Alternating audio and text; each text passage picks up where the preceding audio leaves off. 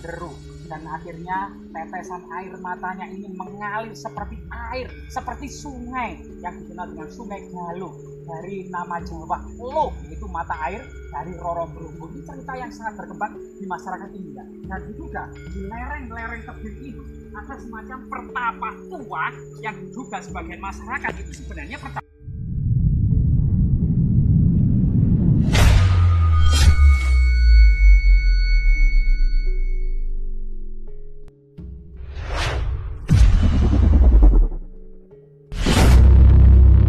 Ada di masa lalu, tidak bisa dipungkiri ada teleportasi, lavitasi, transfigurasi, telekinesis, termasuk telepati, Mbak. Nah, telepati itu komunikasi pikiran kan ya, telepati. Sosok tubuhnya tinggi besar seperti Arya Kamandanu, Mbak. Ya mungkin Kamandanu ya, mungkin ya. Zaman dulu, ini kan Mbak, tebing sedikit setinggi nih ya. tebingnya sangat tinggi, bisa.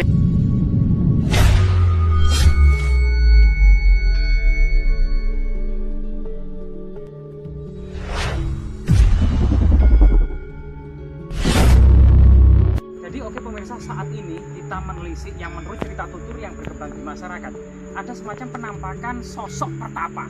Nah, kita jadi sangat penasaran sebenarnya pada masa lalu, terutama pada masa kerajaan Majapahit, sebenarnya pertapa itu siapa dan bagaimana. Ternyata kita bisa mengambil dalam cerita Bubuksa Gagang Aking yang terpahat di candi-candi. Misalnya di Candi Penataran itu ada sosok gemuk yang naik harimau, kemudian yang ada sosok kurus megangi ekor harimau terbang. Nah, ini adalah cerita Bubuksa dan Gagang Aking. Jadi ceritakan ada dua bersaudara yang bernama Bubuksa dan Gagang Aking pergi ke hutan untuk bertapa. Kemudian Bubuksa ini bertapa gitu ya di dalam hutan, apa saja dimakan, babi, ular, kijang, semuanya dimakan sehingga menjadi gemuk. Sedangkan Gagang Aking ini tidak mau memakan hewan-hewan, melainkan memakan tumbuh-tumbuhan saja sampai kemudian kurus kering. Kemudian Sang Hyang Tunggal menyamar atau berubah wujudnya menjadi sosok harimau yang kelaparan, mendatangi Gagang Aking. Aku akan memakanmu. Tapi Gagang Aking kemudian berkata, lihat tubuhku yang keris kering ini, kalau kamu makan rasanya pahit, tapi aku punya saudara di sebelah sana juga bertapa, tubuhnya gemuk, kamu akan kenyang jika memakan dia. Jadi kesanalah. Kemudian harimau pergi ke Bubuksa. Bubuksa terlihat sangat gemuk dan menggemaskan. Harimau berkata, aku akan memakanmu. Tetapi kemudian Bubuksa berkata, jika di akhir pertapaanku memang kehendak dewata aku dimakan seekor harimau, maka makanlah tubuhku. Silakan makan tubuhku dan nikmati tubuhku sampai kenyang. Kemudian harimau tersebut berubah wujud menjadi Sang Hyang Tunggal dan mengatakan, kamu sudah lolos dari pertapaanmu.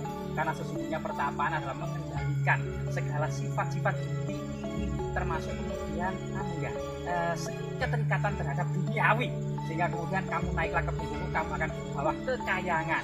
Kemudian Bubuksa itu karena kerendahan hatinya serta kebaikan hatinya mengatakan, aku punya saudara yang namanya Gagang Aking yang bertapa sampai gunung, tolong bawa juga kekayangan. Akhirnya kemudian oke, kalau begitu saudaramu biar pegang ekorku, kamu berdua ku bawa kekayaan. Inilah salah satu kemudian makna dan siapa dan bagaimana pertapa ini ya.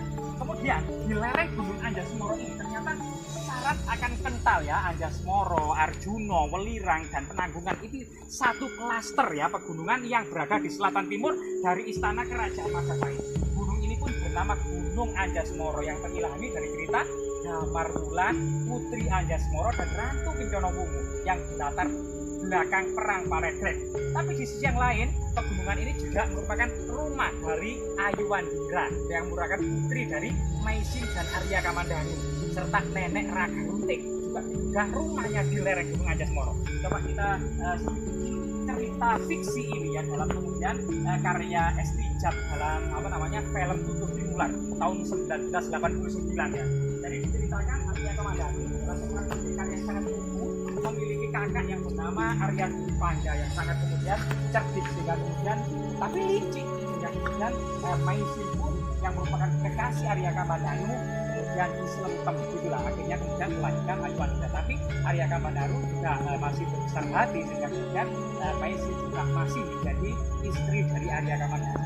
Arya Kamandanu dengan kebaikan hatinya ini mengabdikan diri kepada Raden Wijaya gitu ya, sampai kemudian kedatangan pasukan Mongol Susakumla dengan pasukan Mongol yang berasal dari dinasti Yuan Tiongkok. Ada panglima pasukan Mongol yang bernama Ike Misi, Hausim, dan Sipi. Semuanya kemudian berkoordinasi dengan Brawijaya, Arya Kamandanu termasuk ya, kemudian Arya Wiraraja, kemudian untuk menaklukkan musuh dari Prabu Kertanegara yaitu Jayakatwang yang menetap di Kediri. Akhirnya kemudian istana Jayakatwang dikepung selama sehari. Akhirnya kemudian Jayakatwang menyerah gitu ya. Termasuk kemudian pasukan Majapahit berbalik menyerang pasukan Mongol dan menghancurkan pasukan Mongol yang ada di Pelabuhan Canggu, termasuk yang ada di Surabaya. Nah ini semua kemudian dalam cerita fiksi ini juga ikut serta di jalannya Arya Kamandanu. Bahkan kemudian setelah pensiun dari Majapahit, Arya Kamandanu ini dipercaya berhasil menyempurnakan catur asrama yang 4, yaitu tahapan hidup pada masa kerajaan Majapahit.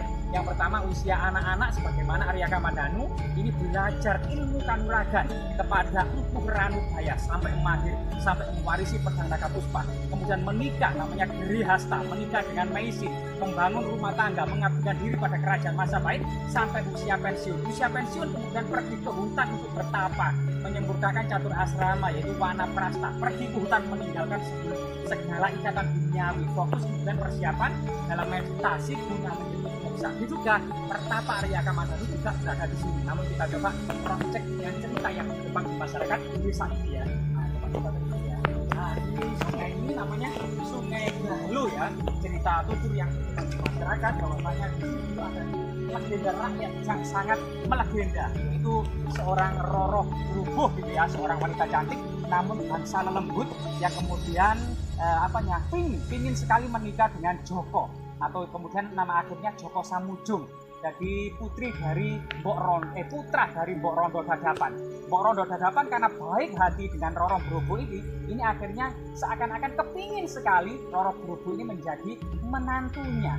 Namun perbedaan dari makhluk ya, satunya makhluk halus, satunya manusia. Akhirnya Joko Samujung tidak mau menikah dengan Roro Brobo dan Roro Brobo menangis menderu-menderu. Dan akhirnya tetesan air matanya ini mengalir seperti air, seperti sungai yang dikenal dengan Sungai Galuh, dari nama Jawa Loh, yaitu mata air dari Roro Brobo. Ini cerita yang sangat berkembang di masyarakat India. Dan diduga di lereng-lereng tebing itu ada semacam pertapa tua yang diduga sebagian masyarakat itu sebenarnya pertapa tersebut adalah Arya Kamandanu.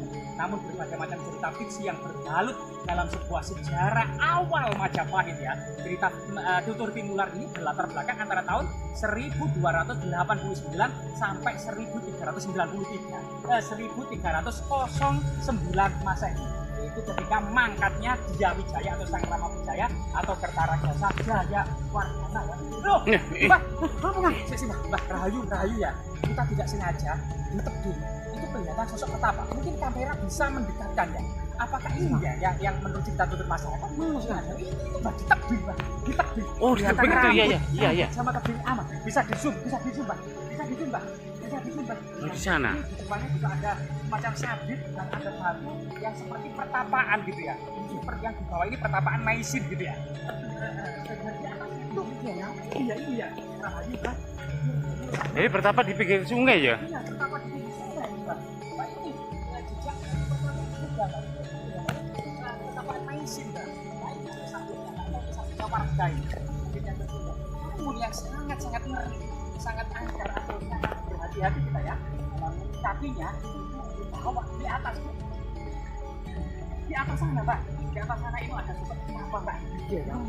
Ini di depan goa ya kan? Apa? Goa itu kan? Ini di depan goa itu. Iya, tepat di belakangnya itu Goa. ada goa ya. Goa, iya. Goa. Hmm. Berarti di dalamnya itu ada sesuatu kan? Ya, kemungkinan memang ini adalah salah satu teleportasi, salah satu teknologi pada masa kerajaan Majapahit yang bisa menembus ruang dan waktu. Jadi orang-orang zaman dulu bisa saja menuju ke masa depan saat ini kita Mbak. Di zaman milenial bisa saja. Itu namanya teleportasi Mbak. Bahkan dulu juga ada telekinesis Mbak. Atau kemudian telekinesis itu komunikasi pikiran tanpa kemudian terdengar, tapi dengan pikiran itu bisa berkomunikasi Mbak.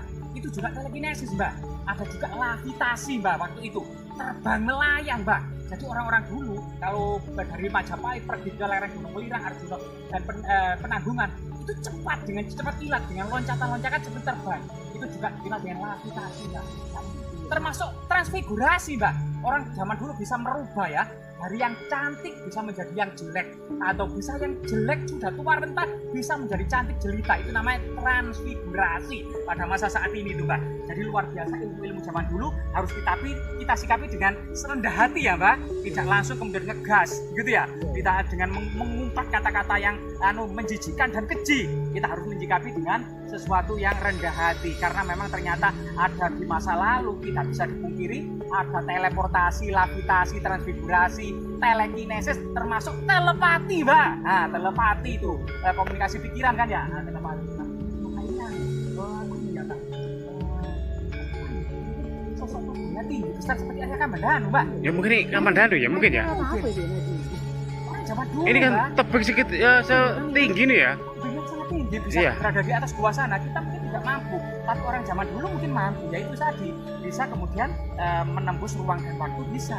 Dan bisa bermanfaat ya Mbak. Mungkin apa yang kita tahu ini dan apa yang kita sikapi, berbagai macam fenomena alam dan berbagai macam pengalaman mistis yang ada di tengah masyarakat ini, tidaklah kita sikapi sebagai sesuatu yang rendah hati, dan tetap kita kemudian mengkaji apa itu yang teleportasi, telekinesis, levitasi, transfigurasi, termasuk telepati. Semoga bermanfaat.